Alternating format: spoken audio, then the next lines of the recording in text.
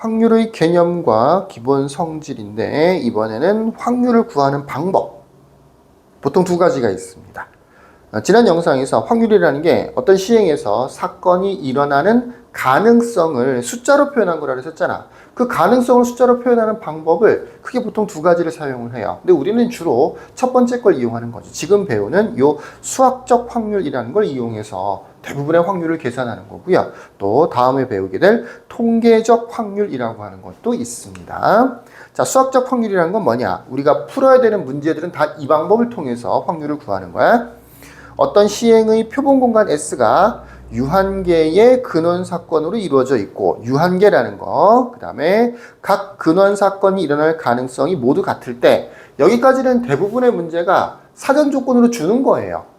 그러니까 확률 문제로 확률을 구하세요라고 하는 문제는 기본적으로 다 이게 깔려 있어.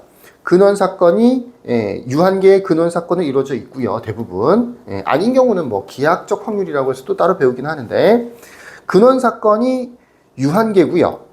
각 근원 사건이 일어날 가능성이 모두 같다라고 생각을 해요. 일단 주사위를 던지는데 1부터 6까지가 나올 확률이 똑같다. 1부터 6까지가 나올 가능성이 똑같다. 1이 나올 가능성과 2가 나올 가능성, 3이 나올 가능성이 똑같다라고 생각한다고요.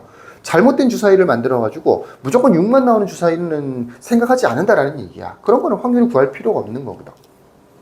자, 각 근원 사건 이 일어날 가능성이 모두 같을 때 사건 A가 일어날 확률 PA는 다음과 같다. 약간 상식적이죠. 누구한테 물어보면 대부분의 학생들이 다 이렇게 얘기를 해요. PA라고 하는 걸 어떻게 구하는 거냐? 표본 공간의 원소의 개수 분의 사건 A의 원소의 개수 NS분의 NA 이렇게 확률을 구합니다. 예를 들어서 사건이라고 하는 건 사실 정해주기 나름인데 시행을 먼저 봅시다. 뭐 아주 간단한 걸로 주사위 한 개를 던졌습니다. 그러면 사건은 뭐가 되는 거예요? 눈이 무엇이 나온다라는 게 사건이 되는 거겠죠. 그래서 예를 들어서 뭐 2, 3, 4, 5라는 사건을 A라고 둡시다. 그러면 확률이죠. 이제는 PA를 구하세요 라고 하면 어떻게 구하면 된다고요?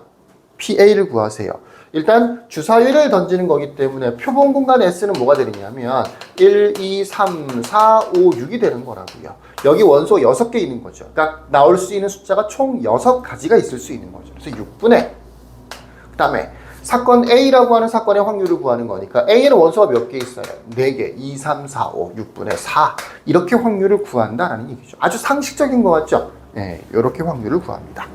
이 확률을 사건 A가 일어날 수학적 확률 또는 그냥 확률이라고 합니다. 수학적 확률을 그냥 확률이라고 하는 거예요.